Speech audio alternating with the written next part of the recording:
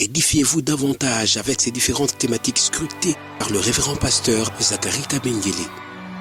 Les 7 images de l'influence du chrétien dans le monde, le 7 fois de l'accomplissement de toutes choses, de la partie 1 à la partie 3, quel temps fait-il à l'horloge des dieux pour l'humanité? Délivré de l'esclavage pour servir l'Éternel, de la partie 1 à la partie 7. La résurrection du Seigneur Jésus-Christ. Les événements eschatologiques, de la partie 1 à la partie 10. Ce qui entre en toi détermine ce qui est en toi. La double portion, de la partie 1 à la partie 5. Retrouvez-nous également sur toutes les plateformes de réseaux sociaux. Zacharie Kabengele, nouvelle cité de David. YouTube, Zacharie Kabengele à Bible ouverte. Alléluia. Amina. Alléluia. Amina. Ah oui, que ce matin, je dis que ce matin, Nasema ya kwamba asubuhi ya leo qu'il puisse fendre la mer rouge, apate kupakata ile bahari nyekundu afin que tu passes. na wewe upite. Si c'est la mer rouge, Kama ni bahari nyekundu il va la fendre. ataipasula, Parce que tu dois kwa passer. sababu wewe unapasha kupita, Parce que tu dois continuer à marcher. kwa sababu unapasha kuendelea na safari. Et quand tu auras traversé, Na wakati utavuka, tu vas utiliser la même mer utatumia bahari moja moja pour engloutir ceux qui ne veulent pas que tu continues ya à marcher. kumeza bale bote abatake wewe kuvuka. Oui, par la puissance de son esprit, Ndio kwa uwezo wa roho wake, la Bible déclare, Biblia inashuhudia la mer rouge bahari nyekundu s'est enfuie devant Israël. ilikimbia mbio mbele ya Le Israeli. Jourdain Yordani a reculé en arrière. ilirudi nyuma. Oh, que le Jourdain recule en arrière ce matin. Yordani ipate kurudia nyuma asubuhi ya leo. La Bible dit les montagnes, Biblia inasema milima les collines, na hata visukuni, c'est-à-dire les armées ennemies, ni kusema majeshi ya ont bahadui, sauté comme des béliers. itarukaruka kama Comme kondoo des ndume, agneaux. kama bakondoo, Ils ont détalé devant na Israël. walipika mbio mbele ya Parce qu'il Israeli, fallait qu'Israël continue à kwa marcher. sababu ilibidi Israeli uendelee na Ah, safari. nous croyons ce matin Tunaamini asubuhi ya que leo par sa kwa puissance, uwezo wake d'une grandeur illimitée, ya unene bila celle de mwisho, son esprit, ile ya roho wake, notre bon berger, mchungaji wetu mwema Jésus-Christ le Seigneur, Yesu Kristo il va Bwana opérer de nouveaux miracles. atatenda Il miujiza va mpya, opérer des miracles. atatenda miujiza. Oui, il est le Dieu qui accomplit, qui opère des prodiges. Ndio, ni Mungu anatimiza maishara, Ça fait partie de son œuvre, inakuwa nayo kazi yake vile vile, de la puissance de sa compassion. ya uwezo ya huruma wake.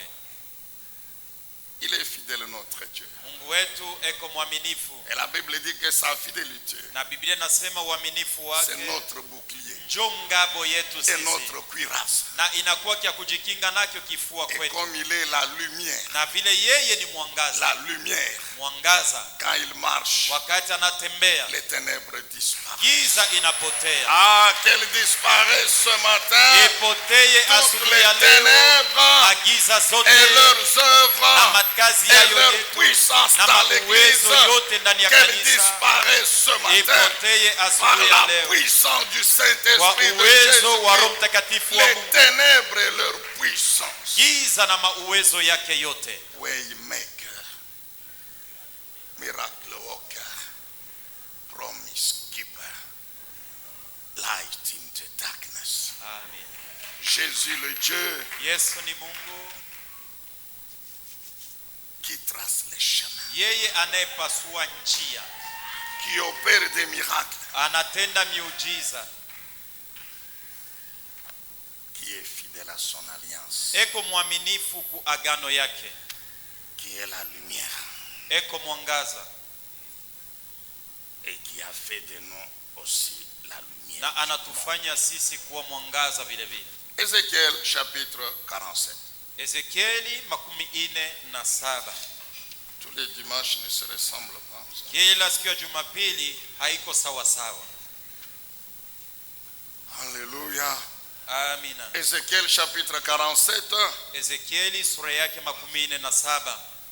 du 1er au 12e verset. Tokea shairi yake ya kwanza odi 12. Nous allons lire donc ce texte qui est un peu long en français. Alafu tutasoma usomi hii inaonekana kuwa mrefu mkimombo tu. Ézéchiel 47 verset 1er, nous lisons: l'homme me ramena vers l'entrée du temple. Et je vis que de l'eau jaillissait de dessous le seuil du temple.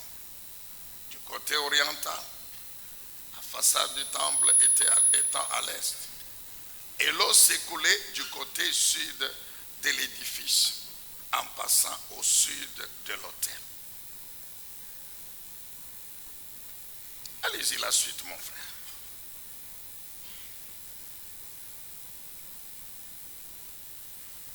L'homme s'éloigna vers l'est, un cours d'eau à la main.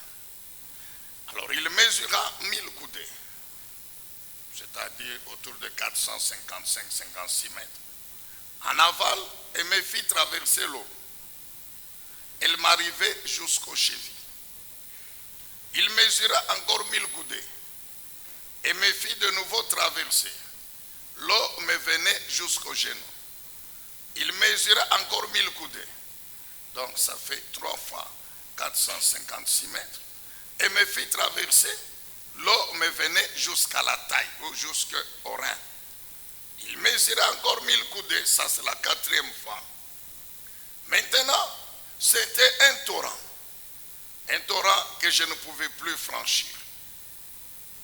Car l'eau était si profonde qu'il fallait nager. On ne pouvait plus le traverser autrement. Il me dit: fils de l'homme, as-tu vu? Puis il me ramène sur le bord du torrent. Lorsque j'y fus revenu, j'aperçus sur les 2 rives du torrent des arbres en très grand nombre. L'homme me dit: ces eaux s'écoulent vers la région est du pays. Elles descendent dans la plaine du Jourdain et se jetteront dans la mer morte. Quand elles se déverseront dans la mer, celle-ci sera assainie. En d'autres termes, la mort qui règne dedans sera terminée. Ce sera plutôt la vie. Amen, bien-aimé. Partout passera le double torrent, les animaux foisonneront et pourront vivre. Et il y aura beaucoup de poissons, car ces eaux deviendront assainies. Ces eaux viendront assainir la mer. Et la vie se développera sur le passage du torrent. Sur les rives de la mer s'établiront des pêcheurs, depuis En-Gedi jusqu'à En-Eglaïm. On étendra des filets et les poissons de toute espèce seront très abondants, tout comme dans la mer Méditerranée. Mais ces marais et ces lacunes ne seront pas assainis, ils seront laissés en salut. Est-ce qu'on peut acclamer la parole de Dieu tout-puissant? Oui, pendant ces quelques minutes que nous allons essayer d'ajouter, de dire quelque chose, d'annoncer quelque chose. Toujours sur la vie dans le royaume de Dieu. La vie dans le royaume de Dieu. Et la pensée d'aujourd'hui est la suivante. Le torrent, double point. Le torrent, vous mettez 2 points. L'image de la vie abondante et bénie. Par la parole de Dieu et par le Saint-Esprit. Le torrent, double point. Image de la vie abondante et bénie par le Saint-Esprit. Et par la parole de Dieu. Bien aimé, en introduction à ce message, nous pouvons noter ceci. Nous savons tous qu'en tant que chrétiens, nous sommes les brebis et nous sommes destinés à vivre la vie du bon berger. kuishi uzima wa mchungaji mwema. Vous rappelez que nous sommes dans le monde, Unakumbuka ya kwamba tungaliki pa dunia, mais nous faisons partie du royaume de Dieu. lakini sisi hatuna wa dunia, tuko wa ufalme ya Dans Mungu. ce royaume, nous ne sommes pas seuls, nous sommes avec notre bon berger, Ndani ya ufalme ule hatuna peke yetu, tuko na mchungaji le wetu Seigneur mwema, Jésus-Christ. Bwana Yesu Kristo. Et c'est sa vie que nous sommes appelés à vivre Na ni uzima wake sisi tunaitwa kuishi dans le royaume. ndani ya ufalme. Il faut noter ceci, Tafadhali kujua hivi, que tous les chrétiens, Wakristo wote ou toutes les brebis, au kondoo zote n'ont pas toujours le même niveau spirituel de cette vie. abana na kimo moja moja ya kiroho ya ule uzima. Bien que tous soient destinés à vivre cette vie, Ingawa wote wanaitwa kuishi uzima huyu, mais tous n'ont pas le même niveau spirituel. lakini wote hawana na kimo kia kiroho kia pamoja. C'est-à-dire quoi? Ni kusema nini? Tous n'ont pas la même maturité spirituelle. Wote hawayaivya mkiroho sawa sawa. Tous Wote n'ont pas la même maturité spirituelle. hawayaivya mkiroho bote mnamna moja, Et par conséquent, n'ont pas le même niveau de la croissance spirituelle. na saa vile njo vile biko abana na kukomala mwali ya kiroho mnamna moja wote Nous pamoja. reprenons pour une bonne compréhension. Tunarudililia njo msikie mzuri. En tant que chrétiens, nous sommes les brebis de Jésus-Christ, Sisi wa Kristo tuko wa kondoo wa Yesu Kristo.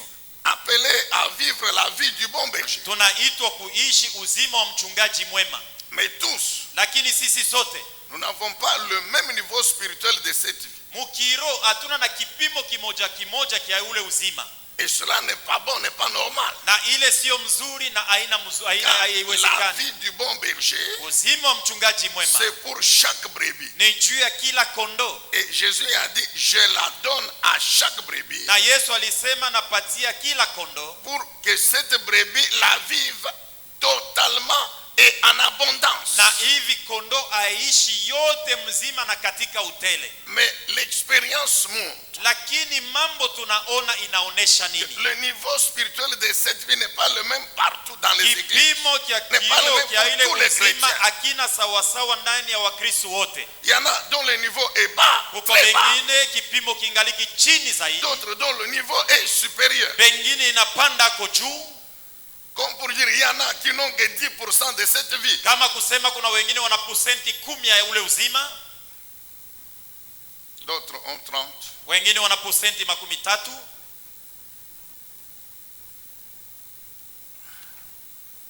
D'autres 70. wengine wana % 70, D'autres 100%. wengine wanakuwa na 100. Donc ils n'ont pas le même niveau de la maturité spirituelle. Abana na kipimo kimoja kimoja kia Pas le kukomala même niveau de mkiro. la croissance spirituelle. Abakomee bote munamna moja mkiro. D'où vient la maturité spirituelle? Kukomala na kuivya mkiro La kunatoka wapi? maturité spirituelle vient de deux choses importantes. Kukomala mkiro kunatoka kuvitu viwili vya muhimu. Premièrement, de la connaissance de la parole de Dieu. Kia kwanza kujua neno la Mungu. La connaissance de la parole de Dieu. Kujua neno la Mungu Et la pratique de cette parole régulière et permanente. na kuitenda ile neno kwa kila wakati, na njoo inakuwa maisha yako.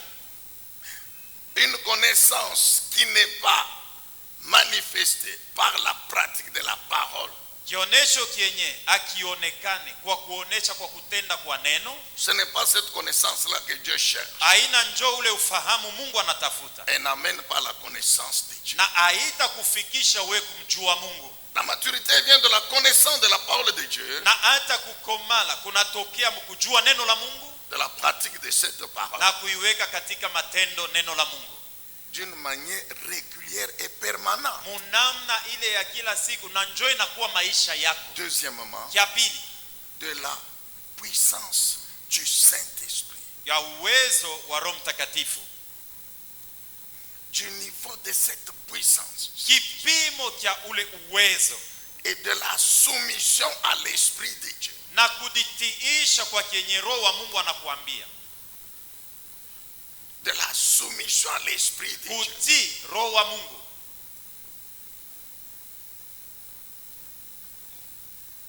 La soumission au Saint-Esprit Kumtii Roho Mtakatifu implique que nous vivons par lui. inatuomba tuishi kufuatana na yeye.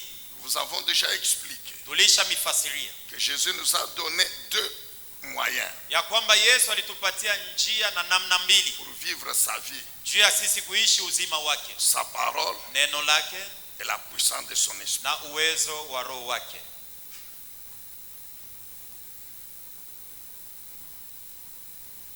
Si on nous met encore ce matin Galates chapitre 5, Wakitutilie tena asubuhi ya leo kitabu ya Galatia sura yake ya 5 le verset 16. shairi yake ya 16. Galates 5 verset 16. Wa Galatia sura yake ya 5 mstari wa 16.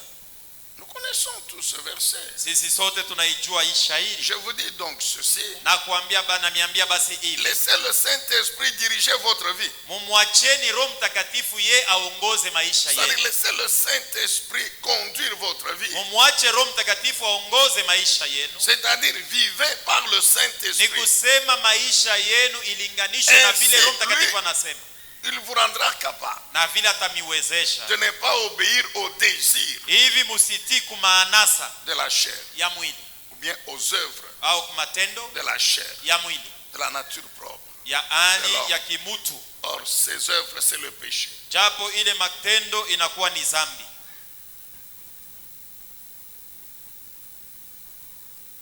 Les chrétiens qui ne vivent pas la vie du bon berger Bale bakristo benye abaishi uzima wa mchungaji mwema dans sa totalité, vile iko yote mzima,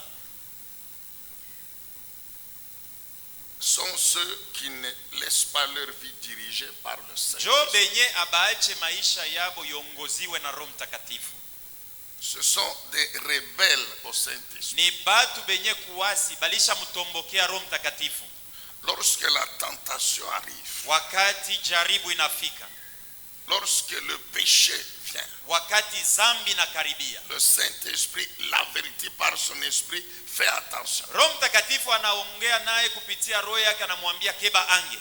Lui, Lakini yeye il refuse d'obéir anakatala kusikia bile Roho Mtakatifu anamwambia. au Saint-Esprit. Roho Mtakatifu C'est ainsi qu'il se retrouve dans le péché. na ni vile anajikuta eko natenda zambi.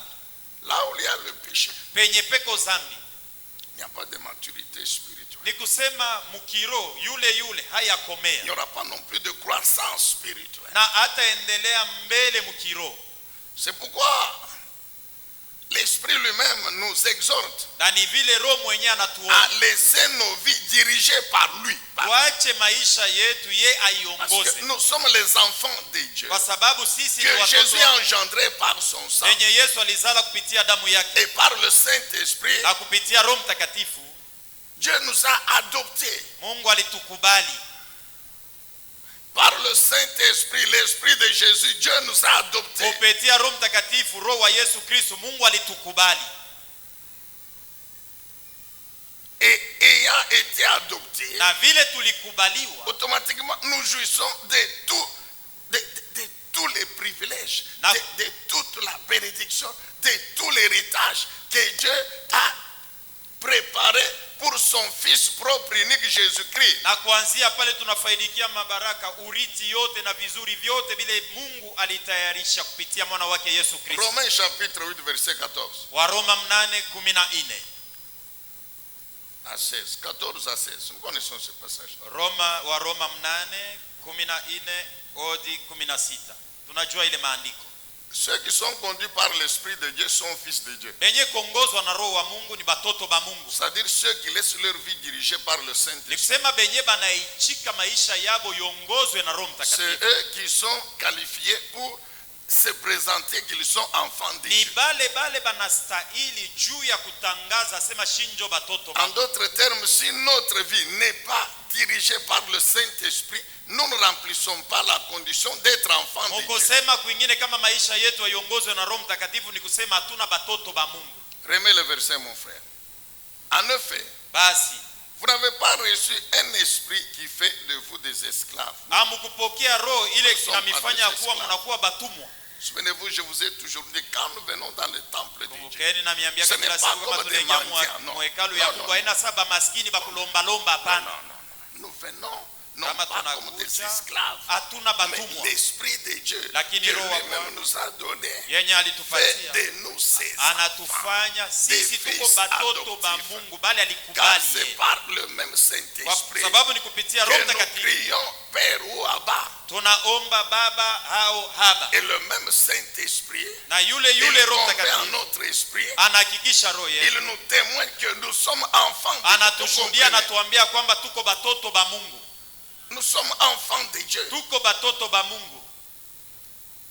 Alors si réellement nous le sommes, Na sasa kama shinjo nous batoto ba devons Mungu, laisser nos vies dirigées par Dieu tuitike tuache maisha yetu Mungu aiongoze au moyen de son esprit ou par son kupitia esprit. roho wake au kwa Alors msaada wa comme roho nous wake. sommes devenus enfants adoptifs de Sasa vile Dieu, tulishakuwa par le batoto bale Saint-Esprit, Mungu alikubali le kupitia Roho verset qui Mtakatifu. suit dit ceci: Shairi yafuatayo inasema ainsi hivi, nous sommes héritiers, na ni vile tunakuwa wariti héritiers de Dieu wa et Mungu co-héritiers du Christ. na tunariti pamoja na Kristo. Pourquoi co-héritiers du Kwa Christ? sababu gani tunariti pamoja na Kristo? Parce que Christ nous a engendrés Kwa spirituellement sababu par Kristo son sang. mkiro alituzaa kupitia damu yake, Maintenant, il prend son esprit, il met en nous. na anabeba roho wake anaitia ndani yetu. Lui, il est l'unique fils de Dieu. Yeye ndio peke yake mwana wa Et Mungu, nous devenons les enfants par adoption de Dieu, par le Saint-Esprit qui est calmant l'esprit de Jésus-Christ. na sisi tunakuwa wana wale Mungu alikubali kupitia Roho Mtakatifu, kwa sababu Roho Mtakatifu Et ni roho wa ainsi, Mungu,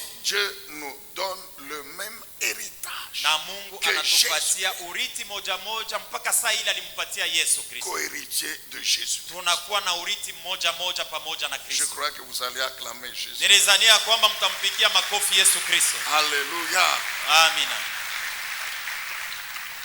Bien-aimé, dans Ézéchiel 47, Wapendwa, ndani ya Ezekieli 17 l'eau a été interprétée comme l'image Maji. effectivement de la puissance du Saint-Esprit. ilitafsiriwa kama kabisa kabisa na kuwa picha ya uwezo ya Roho Mtakatifu. Tout simplement l'image de l'Esprit de Dieu qui est destiné à communiquer la vie. Inakuwa picha na mfano ya uwezo ya Roho Mtakatifu, inaitwa Destiné kuamkizia à uzima, communiquer la vie de Dieu. na juu ya kuamkizia uzima wa Mungu. Le torrent Ile kijito symbolise la vie qui vient de Dieu. inamaanisha uzima yenye kutoka kwa Mungu. Le torrent symbolise la vie qui vient de Dieu. Kijito inamaanisha uzima yenye kutoka kwa Mais il Mungu, symbolise aussi l'action issue de son trône. na inamaanisha vile vile mabaraka yenyewe inatokea kuenzi yake yeye. La vie qui vient de Dieu Uzima ya kutoka kwa Mungu et les bénédictions liées à cette vie. na mabaraka yenye kuambatana na uzima ule. Alléluia. Amina. Amen, bien-aimé dans le Seigneur. Amina.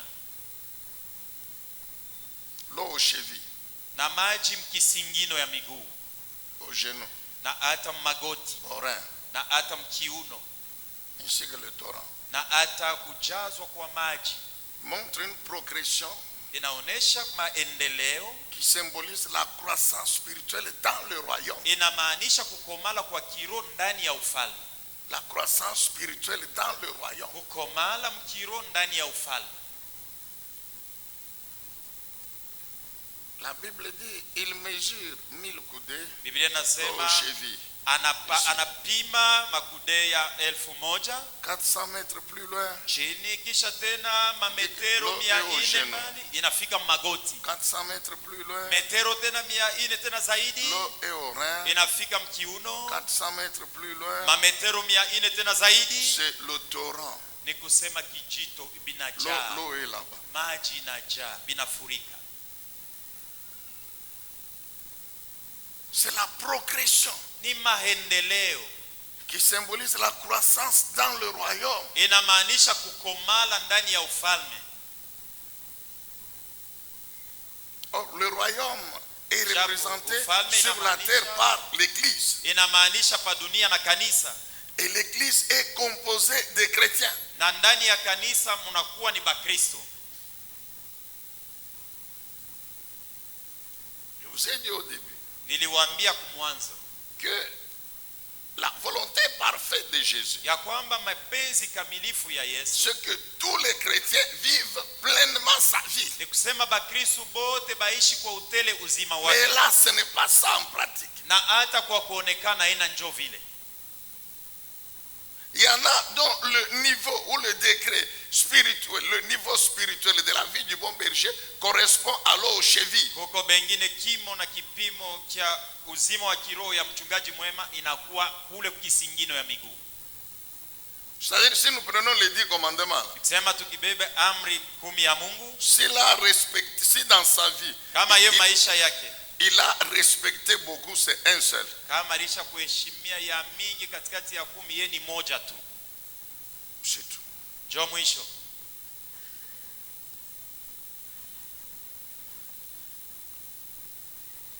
Les autres, l'eau est au genou. Bengine inakuwa maji lishafika tu magoti. Les autres, l'eau est au rein. Bengine iko mkiuno. Puis les autres, c'est le Torah. Huko bengine na Bien-aimé, balicha kujitumbukiza l'objectif principal mpendwa, kifukuzio kia katikati de kia Jésus-Christ, ya Yesu Kristo, c'est que toi et moi, sema we na mimi, notre niveau spirituel de sa vie kimo kietu kia kiroho cha soit uzima wake 100%, à 100%. kiwe 100 kwa 100. C'est-à-dire le Torah. Ni kusema kijito. L'objectif principal de cette vision, c'est le Torah. Kifukuzio kia katikati kia onyo ni kijito. C'est vrai, un jour nous avons cru au Seigneur. Kusema kuna siku tulimwamini Bwana. Ce n'est pas le même jour que nous sommes appelés à être le Torah. Haina Non. mpaka ile siku njo tutakuwa mkijito, hapana. Mais Lakini nous sommes appelés par la parole de Dieu, par la puissance du Saint-Esprit, tunaitwa kwa neno la Mungu na kwa uwezo wa Roho à Mtakatifu quitter ce niveau bas kuondoka mwile kipimo et cha chini à atteindre le Torah. na kuingia ndani ya maji. Et pour cela, il ne faut pas absolument 20 ans dans l'église. Na Non. ile haita kuomba ubebe tu miaka 20 mkanisa, hapana. Non. Hapana. Depuis que nous sommes à l'église, Tangu tuko kukanisa, qui peut dire qu'on ne lui a pas encore suffisamment prêché sur le péché? nani yule anaweza kusema ye mpaka na leo abaya umhubiri mambo ya Pour qu'il dhambi puisse yote dire que vile non, non, moi nikalaka? je ne connais pas ce que c'est que le péché. Au mwingine anaweza kusema mishijue dhambi ni nini, Moi je ne sais pas qu'est-ce qu'il faut faire, qu'est-ce qu'il ne faut pas faire. mishijue vyenye vya mimi kufanya na bile banakataza nisifanye. Je dis que le Torah, Nasema kijito, c'est mtoa maji, l'objectif principal. jo kifukuzio kia katikati ya Mungu ndani ya onyo ya C'est pour Ezekieli que toi 17 et ni moi, jue na mimi nous soyons le Torah. tupate kuwa mto mnene. Je répète pour que tous disent Amen. Nasema tena njuu bantu bote baseme amin. L'objectif principal de Dieu, Kifukuzio kia katikati kia Mungu c'est le Torah. ni kuwa mtoni mnene. Pourquoi? Juu ya nini? Pour que toi et moi, Juu we na mimi, brebis de Jésus-Christ, kondoo wa Yesu nous Kristo, vivions pleinement cette vie. tuishi kwa utele uzima huyu. Alléluia. Amina. Donc le Torah, Basi maji, c'est mtoa maji l'image de cette personne ni mfano ya mtu yule qui est remplie de la plénitude du mwene Saint-Esprit kujazwa na utele wa Roho et Mtakatifu qui vit pleinement la vie du bon na berger. anaishi uzima kabisa kabisa yote ya mchungaji Mais mwema. nous ajoutons Na tunaongeza qui doit aussi la communiquer aux autres. na ye anapasha kuambukizia hayo bantu bengine. Tu comprends? Unaelewa? Donc non seulement Sio tu cette personne huyo mtu est remplie de anajazwa la plénitude na utele du Saint-Esprit, ya Roho Mtakatifu, non seulement cette personne sio tu huyo mtu vit pleinement la vie du bon berger, anaishi kwa la utele vie de uzima Dieu. mchungaji Non, vit kwa- pleinement la vie de Dieu, anaishi kwa utele uzima wa mais Mungu, il la communique aussi aux autres. na yeye kwa naambukizia hayo batu bengine. L'exemple, c'est notre Seigneur Jésus-Christ. Mfano ni ya Bwana wetu Yesu Kristo. Jésus-Christ, homme, Yesu Kristo mwanadamu vivant sur la terre. mwenye alikuwa naishi pa C'est dunia, l'exemple du Torah. njo mfano ya mto wa maji mnene. Pour que nous soyons des Torah, Juu sisi tuwe il mito ya fallait que maji, lui le soit d'abord. ilibidi kwanza ye awe mto wa maji. Alléluia. Amina. Rempli du Saint-Esprit. Mwene kujazwa na Roho Par Mtakatifu la puissance de l'Esprit de kwa Dieu. uwezo wa Roho wa Mungu. La Bible atteste Biblia inahakikisha une vie sainte, juste, uzima takatifu ya intègre, uhaki na ya sans péché, ukamilifu bila sans péché. dhambi, bila dhambi. Vous vous rappelez encore d'Hébreux 4, verset 16. Unakumbuka tena Waebrania 4:16, alijaribiwa mu mambo yote. 15, 16. Tentez en toute chose. 15:16, alijaribiwa mu mambo yote Il n'a pas commis de péché. lakini hakutenda dhambi.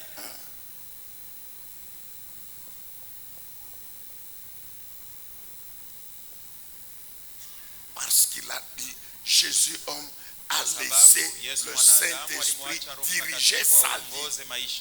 Ainsi le Saint-Esprit lui renouvelait chaque jour la capacité de résister à la tentation, de résister au diable.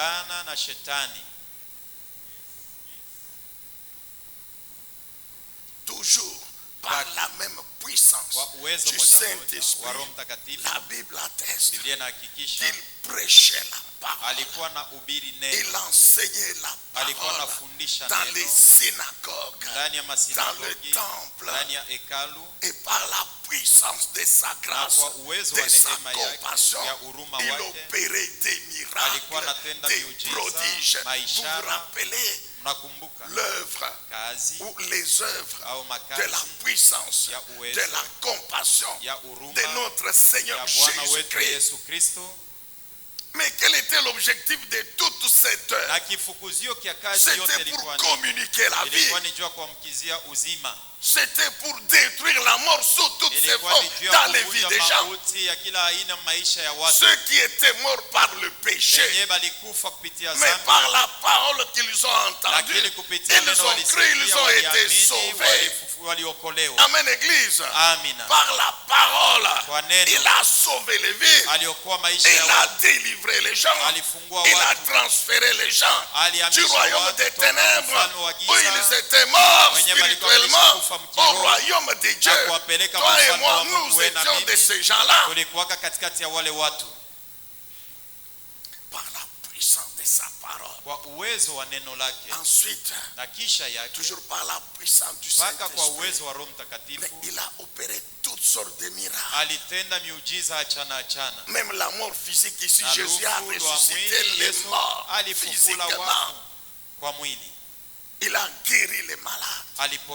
Toutes sortes de maladies. Jésus n'a fait que communiquer la vie de Dieu. Quand il monte sur la croix, c'est pour donc le clou de cette œuvre. Mourir, toujours pour communiquer la vie de Dieu. Amen, Église. Alors, comme lui, c'est notre Père qui nous a engendrés et qu'il est le torrent. C'est pourquoi toi et moi, nous avons l'obligation d'être le torrent. Nous devons désirer être ce torrent. Je dis que tu dois désirer être le torrent. Et ma soeur, écoute, ne dors pas. Ma soeur, je dis ceci.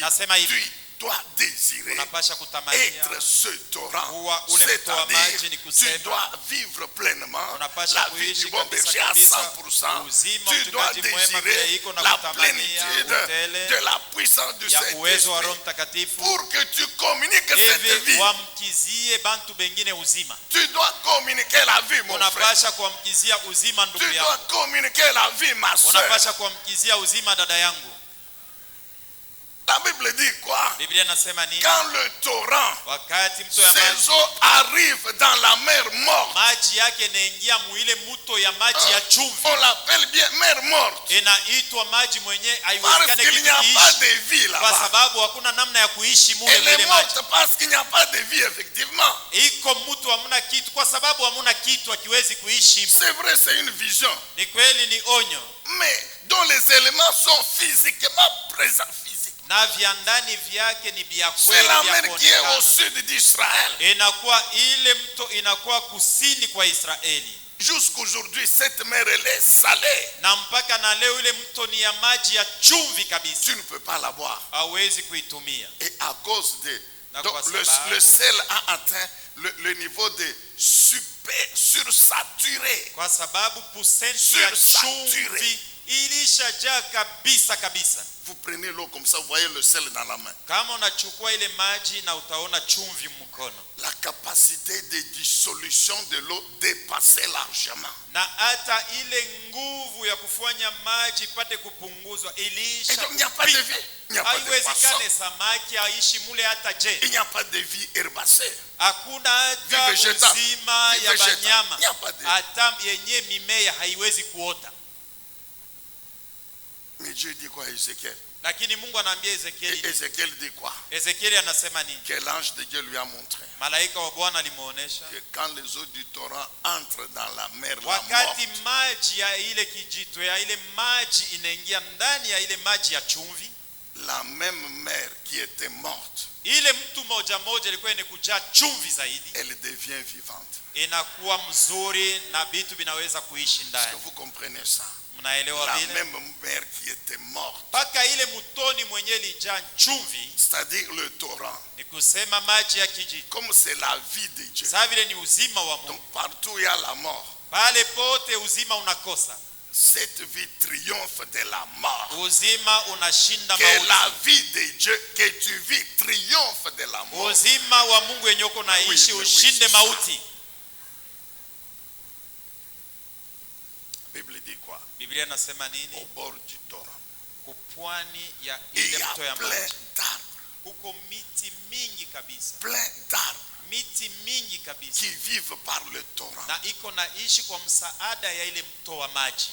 Est-ce que tu te rappelles encore de cette alliance de Dieu avec Abraham? Unakumbuka agano ya Mungu pamoja na Abrahamu? Dieu a dit à Abraham ceci. Mungu alimwambia Abrahamu hivi. Genèse 12, etc. Mwanzo 12 na yafuatayo. Que je ferai de toi source de bénédiction Takufanya pour wewe les utakuwa nations. chanzo ya baraka juu ya mataifa. Toutes les nations de la terre Mataifa yote ya seront dunia bénies itabarikiwa en toi, ndani yako au travers de toi kupitia et wewe au travers de ta na descendance. kupitia uzao Et wako. tu te rappelles ce matin, Na unakumbuka asubuhi ya si leo nous allons dans Galates 3:16, kiende que Wagalatia la 3:16, descendance là c'était Jésus-Christ. uzao ule alikuwa ni Yesu Or Kristo. toi tu es engendré uko- par Jésus. Baba yako ni Yesu Kristo. Ce qui fait que tu fais maintenant partie de ces descendances d'Abraham, Ni kusema na wewe unakuwa uzao wa Abrahamu qui est destiné à être la source de bénédiction pour, yenye tu inaitwa comprends, kuwa mon frère? chanzo ya baraka. Source de bénédiction pour les nations. Tu comprends? Chanzo ya baraka juu ya mataifa, unaelewa? Pour les nations. Juu ya mataifa. Maintenant, que dire des membres de ta famille? Sasa tutasema je juu ya wanamemba wa jamaa yako? Que dire Tutasema nini des collègues au travail? juu ya barafiki yako benyo unatumikaka nabo? Que dire Tutasema nini de ceux qui vivent avec toi? juu ya benye beko napangia na we pamoja? Pose-toi un peu la question. Ujiulize kwa kwanza ulizo. Écoute, ce matin, je sais que chacun de nous a un problème. Très bien. Sikia, najua kwamba kila mtu yuko na mambo yake, hakuna mambo. Mais je vous ai toujours dit, Lakini namiambiaka kila nos siku problèmes personnels magumu yetu ile tuko nayo kila mtu n'ont aucune influence sur notre identité. haiwezi kubadilisha kitambulisho kietu sisi. Je répète parce que tu vois, tu ne veux pas dire amen. Je Mimi te dis nasema ceci. tena kwa sababu upende kusema amina. Même si Nasema tu es venu à pied ce matin, hata kama ulikuwa lwa migulu asubuhi ya leo, non seulement tu es venu à pied, mais pieds nus. sio tu ulikuwa lwa miguu, lakini na kumikulu kwenye hakuna bilatu. Le torrent dont nous parlons ici, tu l'es. Mto wa maji yenye tuko nasemea njoo wewe hata vile, Même si hier tu n'as pas mangé, hata kama jana ulilala na njala, le torrent dont nous parlons, c'est toi. mto ya maji yenye tuko nasemea hapa njoo wewe ulilala na Même si njala. quand tu t'es lavé, tu n'avais pas de lotion, Hata kama pale ulioga maji na sabuni lakini haukuwa na mafuta ya kujipakala, tu es toujours torrent. mpaka we njoo ule njoo mtoni ya Ma maji. soeur, Dada yangu, même si le matin tu as Attends, cherché, bosoboyo ulitafuta kapenta, ulitafuta vya kujipakala tu n'en kumachafu, as pas. hauna navyo. Ici, Hapa uiko tu es le torrent. we njoo mtoni ya maji ile. Et comme je suis torrent, Sasa vile mimi njoo donc mtoni j'ai ya une maji, vie à communiquer aux niko autres. na uzima ya kuamkizia batu bengine. Je demeure le temple de Dieu. Mi kila siku mi njoo hekalu wa Mungu. Et souvenez-vous l'œuvre de la puissance du Saint-Esprit dans le temple. Na kumbukeni kazi ya Roho Mtakatifu ndani ya hekalu. Mais c'est pour que le temple devienne le témoin de Jésus-Christ. Ni njoo hekalu iwe mshuhuda wa Yesu Kristo.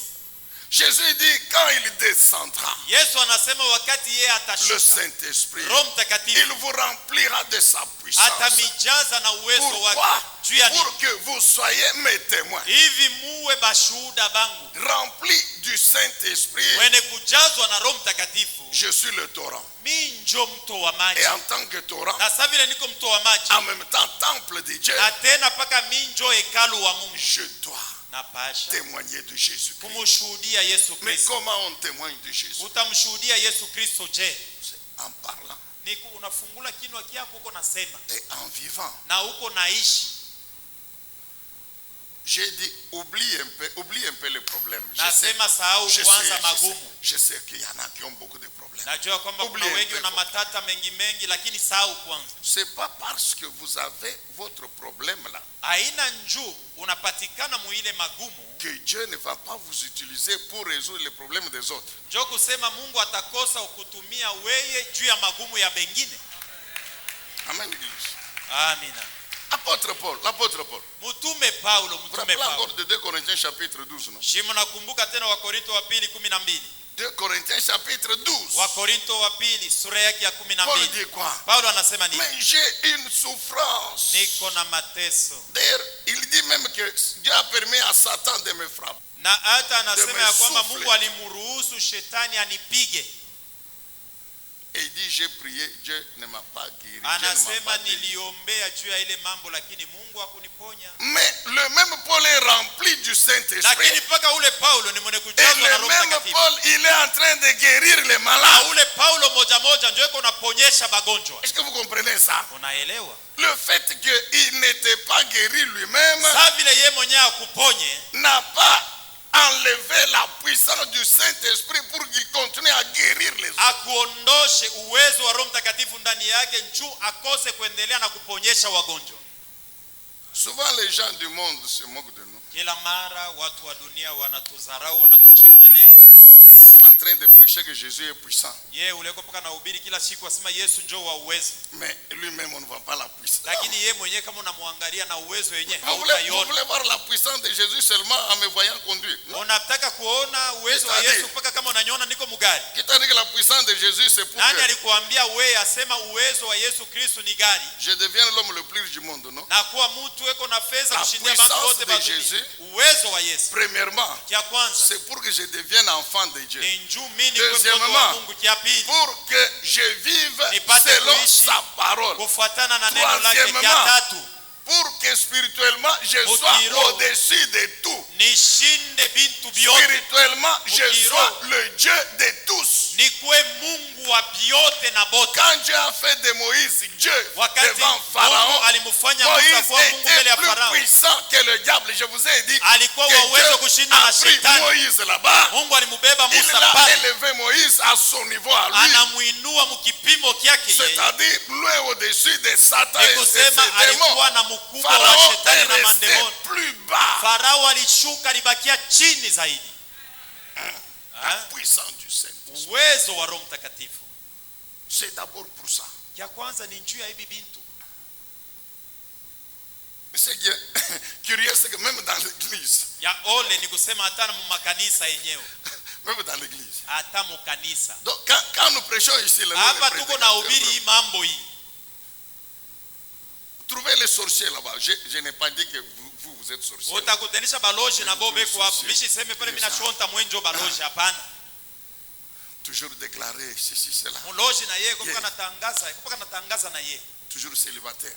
Yeye kwa paka mbalaka. Bien, toujours ceci. Awe kwa paka wa hivi. Je me rappelle. Nakumbuka. Amen l'église. Amina. Il fait un moment là. Ilifikaka wakati moja, Dès que j'ai béni un mariage ici, wakati na bariki ndoa moja hapa, quelque temps vous entendez les gens dire. wakati ingine unasikia bantu wanaanza kusema Il ne fait que bénir le mariage d'autres, mais ses enfants à elle, on Ye kazi ile les yana. épouse pas. kazi yeye ile yeye alisha kuyua ni paka kubariki mandoa Amen, ya lakini- watoto ya bengine bake yeye hakuna ule kuna bao.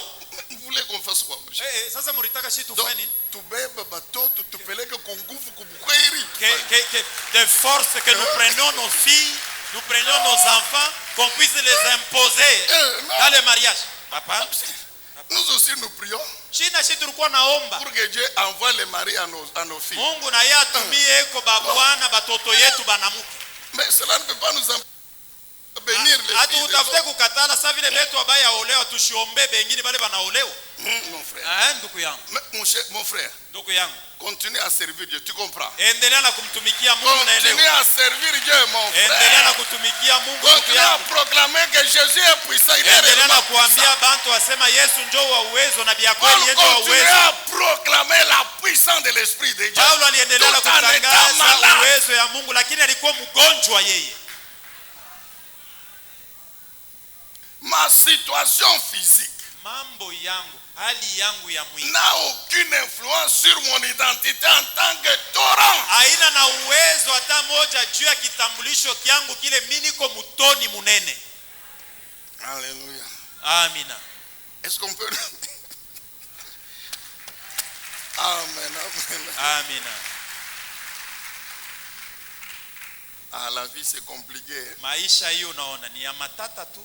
Ceux qui mettent au monde des filles cherchent les garçons. Bale beko nazala tangu alianza kuzala paka banamuke yego natafuta sababu mwanaume na mimi nitamzalaka ako shikukani. Maintenant, on me dit hier qu'il y a une famille là.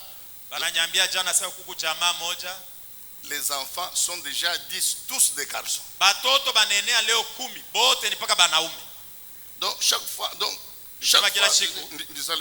Et que je puisse aussi mettre au monde une petite fillette. Et que je puisse avoir aussi une fillette. C'est ça la vie, mon cher. Alors, on nous met Matthieu chapitre 5. Mathayo 5. Le verset 13. Shairi ya 13. On va terminer par là. Tutamalizia pale. Vous êtes le sel de la terre. Nini ni chumvi ya dunia? Si ce sel perd sa saveur, kama chumvi inapotesha onjo, avec quoi l'acélère-t-on? Tutairudisha onjo na nini? Ce sel ne vaut plus rien. Ile chumvi haitasaidia tena. Il n'est bon qu'à être jeté dehors et piétiné. Itatupiwa nje na watu wataikanyanga. Verset 14. Shairi ya 14. Vous êtes la lumière du monde. Nini ni mwangaza ya dunia? Une ville au sommet d'une colline n'échappe. Mji inakuwa juu ya mlima, haiwezi kujificha. Nous allons continuer dimanche prochain. Tutaendelesha siku ya Jumapili ya pour Jumapili. terminer aujourd'hui, lakini jua kumaliza leo, qu'on nous mette un peu Ésaïe 60. Isaya 60. Ésaïe 60, le verset 5 Isaya 60 shairi ya 5 à 7. mpaka 7. Ésaïe 65 à 7. La Bible dit ceci. Biblia inasema hivi. Tu le verras alors. Utaiona basi. Tu brilleras de joie. Na hata utafurahi. Ton cœur tressaillira. Na moyo wako et se dilatera, car les richesses que transportent les vaisseaux sillonnent la mer. Magari yenye nachukua iko napita kubahari. Sillonnant la mer. Iko napita kubahari. Seront détournés vers tes ports. Na hata itageuka juu ya kuingia kumlango yako. Tu comprends ça, mon frère? Unaelewa ile ndugu yangu? Les richesses qui passent sur la route là, mali ile iko napita mbarabara, seront détournées vers ta maison. Itageuka kwenye kunakuwa nyumba yako. Vers tes portes. Iende ingie mlango yako. Les trésors des nations finiront par arriver chez toi. Hazina ya mataifa mwisho ya yote itaingia mnyumba yako wewe. Le mariage finira par entrer dans ta maison. Ndoa mwisho ya yote itaingia ni mnyumba yako wewe. Amen, bien-aimé dans le Seigneur. Amina.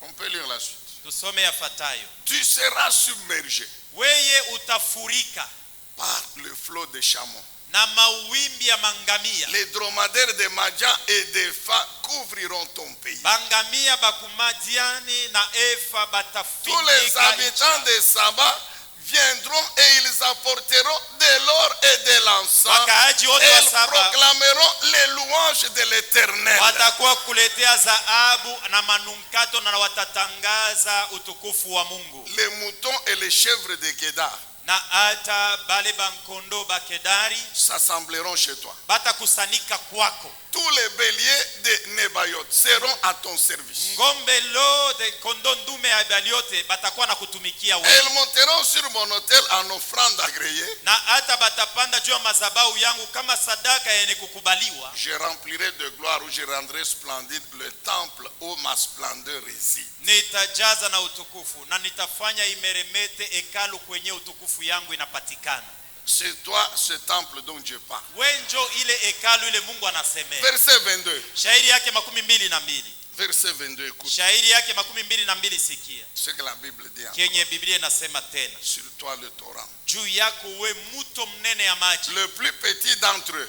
Mdogo katikati yao. Deviendra un millier. Atakuwa mamilioni. Et le plus insignifiant. Na ule mwenye bababebake na heshima wa chini. Une nation puissante. Atakuwa taifa ya uwezo. C'est moi l'Éternel. Ni mimi na mimi Bwana. Qui vais hâter en leur temps ces événements. Napenda niharakishe wakati yake ima mambo yote. Je vais faire que toi qui es considéré comme étant le plus petit, tu deviennes un millier. Mi Mungu tafanya ule bantu beko naona sema uko kidogo unenepe na ukue ba mingi. Toi considéré comme insignifiant, tu vois un peu mon cher. We ule beko naona sema wa ovyo wa chini, we wako hauna na kintu. Insignifiant. Mtu mwenye hana bei. Dieu dit je vais te rendre puissant. Mungu anasema tafanya ukue wa uwezo. Au point que on ne peut pas, difficile de te contourner. Na itakuwa kigumu mtu wote akitafute kufanya mambo paka akue kukuona wewe. Difficile de te contourner. Itakuwa kigumu mtu akitafute kintu akitafute kufanya mambo paka akone wewe.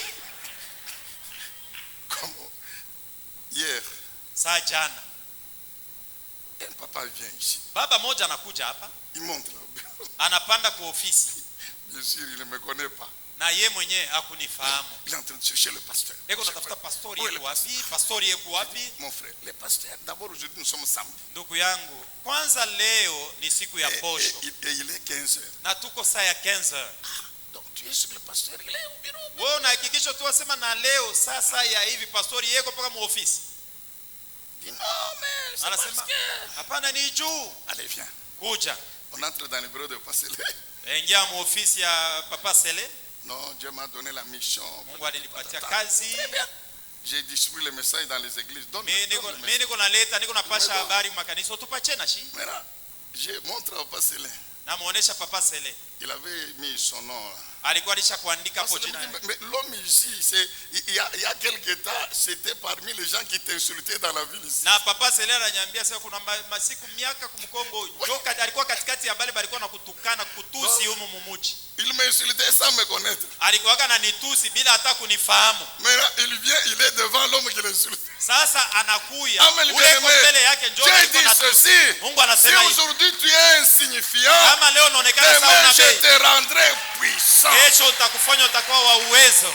Si aujourd'hui tu es un désert, kama leo unaonekana kuwa jangwa comme le Liban, sawa Libanoni, demain kesho tu deviendras un verger, utakuwa miti, et le lendemain kesho yake une forêt. utakuwa mwitu. C'est ce qu'Ésaïe 29:17 déclare. Ile Isaya 29:17 inasema simama wima. Nous voulons prier un peu. Tutaomba on peut quand même prier. Tutaomba kwa. Est-ce qu'on peut acclamer Jésus? Tumpigie makofi Yesu. Est-ce qu'on peut acclamer Jésus? Tumpigie makofi Yesu. Ah, bien-aimé dans le Seigneur. Pendwa ndani ya Bwana. Est-ce qu'on peut encore très bien acclamer l'Éternel Dieu? Tumpigie tena makofi Bwana Mungu Mwenyezi. L'Éternel notre Dieu. Wa milele Bwana Mungu wetu. Wow. Nous fermons les yeux. Tunafunga macho. Alléluia. Amen. Édifiez-vous davantage avec ces différentes thématiques scrutées par le révérend pasteur Zacharie Kabengele. Les 7 images de l'influence du chrétien dans le monde, le 7 fois de l'accomplissement de toutes choses, de la partie 1 à la partie 3, quel temps fait-il à l'horloge des dieux pour l'humanité? Délivré de l'esclavage pour servir l'Éternel, de la partie 1 à la partie 7, la résurrection du Seigneur Jésus-Christ, les événements eschatologiques, de la partie 1 à la partie 10. Ce qui entre en toi détermine ce qui est en toi. La double portion, de la partie 1 à la partie 5. Retrouvez-nous également sur toutes les plateformes de réseaux sociaux. Zacharie Kabengele, Nouvelle Cité de David. YouTube, Zacharie Kabengele à Bible ouverte.